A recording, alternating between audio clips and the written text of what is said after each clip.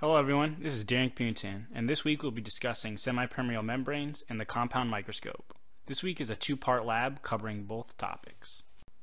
Our first topic we will be discussing this week is semi-permeable membranes. An important concept associated with semi-permeable membranes is tonicity. To understand tonicity, we must first understand diffusion and osmosis. Diffusion refers to the random movement of molecules due to a concentration gradient. Osmosis is specifically the diffusion of water across a cell membrane. And finally, tonicity is the effect of osmosis on the cell. We have three different types of tonicity with corresponding images below. Hypotonic refers to a cell having a greater concentration of solute within itself than the solution it is in. This will cause the cell to intake more water to allow the solute to pass through the cell membrane and go into solution. Isotonic is when there is an equilibrium of solutes in solution and within the cell. There is no movement of water in this scenario. Cells always want to be in an environment in which there is an equilibrium of solutes in the cell and the solution. The final type of tonicity is hypertonic. In a hypertonic environment, there are more solutes outside the cell than within it. Water rushes out of the cell, causing the cell to shrink in order to balance the solutes. This week, you will need to create percent solution. There are two types of percent solutions you should become familiar with. Weight by volume solutions involve dissolving a solid with a liquid. Typically, this requires you to weigh out a mass of a solute and dissolve it in a volume of solvent. Let's take this example on the left. Let's say you want to make an orange juice and horseradish solution, and you want to find the final concentration of the total solution. First, you stir in 10 grams of horseradish and 80 milliliters of orange juice. After you dissolve the horseradish, you then add more orange juice to the solution to reach 100 milliliters. We will discuss why we do this practice in more detail later on. To find the final concentration of a solution, you simply divide the mass of the solute by the volume of the solvent. The second percent solution is volume by volume solution, in which you combine two liquids together. Let's work backwards in this example on the right. Let's say you want to make 200 milliliters of a perfect Arnold Palmer, which is 25% lemonade and 75% sweet tea. So first we choose one of the liquids and divide its percentage by 100. We take the decimal and multiply by the total volume to find how much of the liquid is present. We then simply subtract the liquid, in this case, the lemonade, from the total volume to find the other liquid, the sweet tea. This week, you will be creating 2% solutions. You will be creating a 10% and 20% sucrose solution. Think about how many grams of sucrose you need to measure out for each example, if you need a total of 100 milliliters for each solution. So you may have noticed that in weight by volume solutions, you dissolve the solute in a smaller volume before filling it up to the desired final volume.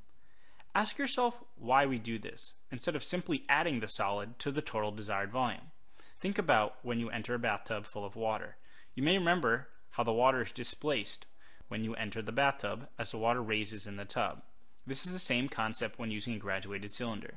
So if we wanted 100 milliliters of a solution, we'd take 80 milliliters of the liquid, dissolve our solid, then fill it up to 100 milliliters. This week, you will be using dialysis tubing as your semi-permeable membrane. These membranes allow the movement of water and solute molecules across the dialysis barrier. So how do molecules travel across a membrane, and which ones are able to get through? In a cell, there may be protein channels or pumps that are able to push molecules across the membrane. In our experiment, the molecules travel passively through the membrane, but are dependent on the tonicity of the cell and the environment. Molecule size becomes very important when deciding which molecules will get through the membrane.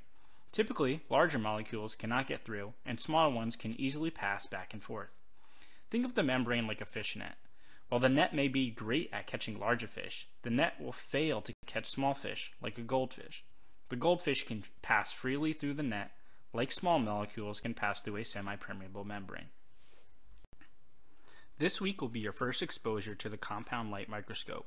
Using and understanding how the compound microscope works will be extremely important for the success this week and throughout the entire semester. Please take your time this week to practice and manipulate the microscope, as you will be tested on this in the future.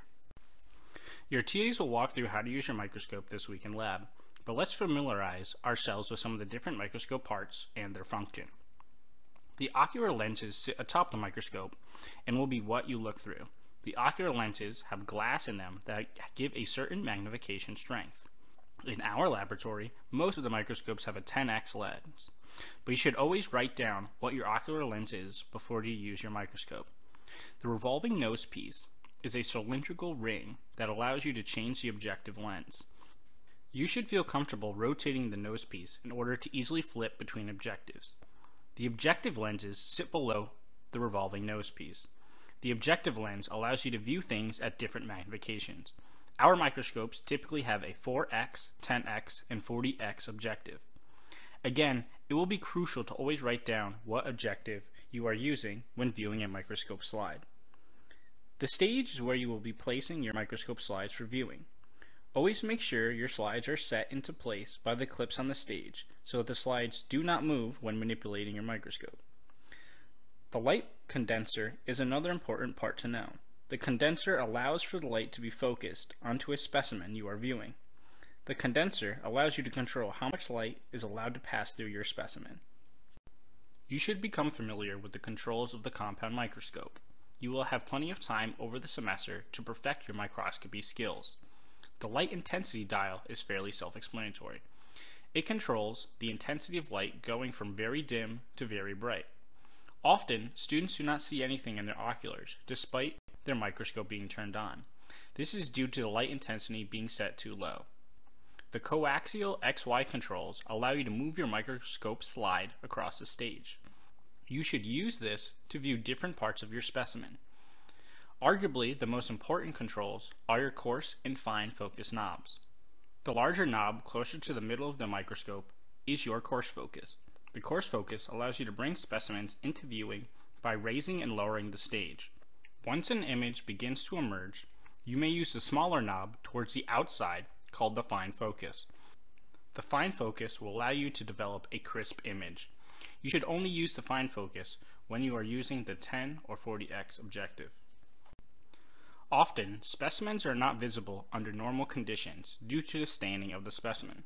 For this reason, you may need to use the condenser and aperture diaphragm to change the amount of light that passes through the specimen.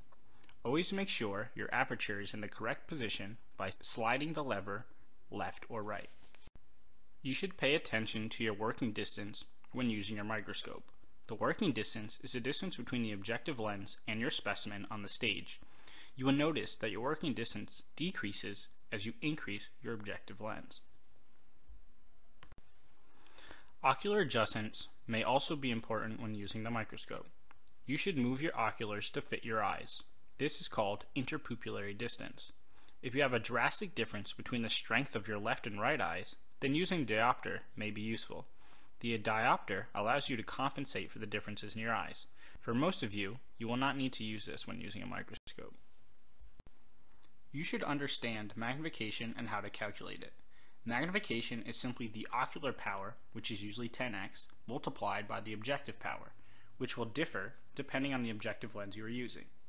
You should always make a note of the magnification when you are viewing and drawing a specimen. The area of viewing is called your field diameter. Specifically, it is how many millimeters or micrometers your viewing is from left to right. You can calculate this by using a ruler slide we will provide for you this week in lab. However, at high magnifications, it becomes difficult to view the ruler slide as you are too far zoomed in. For higher magnifications, we are able to use the formula below. The original magnification multiplied by the field diameter is equal to the new magnification multiplied by the new field diameter. This formula can be used to find the new field diameter on a higher magnification. There are three different kinds of cell types. The first type is prokaryotes, which most of you should commonly know as bacteria. The second type is archaea, which are ancient bacteria that include rare bacteria living in extreme environments like underwater sea vents and dangerously acidic water. The final cell type is eukaryotes, which include humans, plants, and animals. Prokaryotes and eukaryotes are very different for several reasons. Prokaryotes lack membrane-bound organelles and have their DNA localized to a nucleoid. Eukaryotes have a true membrane-enclosed nucleus, and their DNA is located within the nucleus.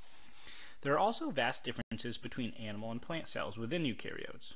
To view some of these cells, we use things like stains and wet mounts. Some of the stains include methylene blue, which make nuclei more visible, pictured here on the right, and gram stains, which stain bacterial cell walls, pictured here on the left. Wet mounts are simply a drop of water placed on a slide with a slide cover slip placed on top of them. You will be utilizing this technique in lab this week. You will be viewing many specimens this week in lab. You should make note of what you are viewing and the cell type of the specimen. It may be a useful study tool to categorize all specimens you view into their cell type or any key characteristics that may help you remember them in the future.